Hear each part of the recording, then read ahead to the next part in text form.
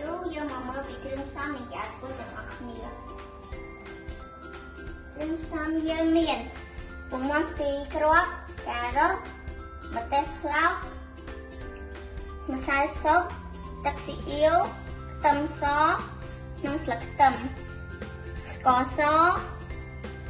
ម្រេចហើយដល់យើងមកមើលពីរបៀបធ្វើទាំងអស់គ្នាជាដំបូងយើងត្រូវការគោះពងមាន់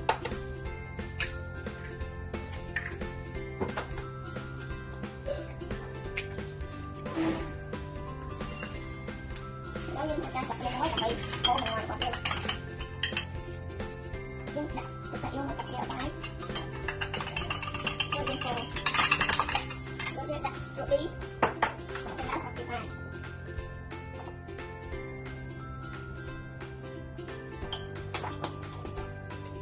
ដាក់ស្ករចូលសាច់បាយយើងដាក់ម្រេចចូលមកដាក់ចូលម្ទេសថតចូលយើងដាក់ខ្ទឹមសចូលទៅក្នុងចានបន្តមកយើងកូរវាឲ្យសាច់ចូលគ្នាល្អឥឡូវពងមាន់យើងកូរចូលសាច់គ្នាល្អហើយយើងចាប់ផ្ដើមដាក់វាចូលទៅក្នុងម៉ាស៊ីនចំហុយរបស់យើងយើងបិទគម្របរបស់វាឥឡូវពងមាន់យើងចិត្តឆ្អិនហើយយើងបត់បន្ថែមជាមួយនឹងសាច់របស់យើង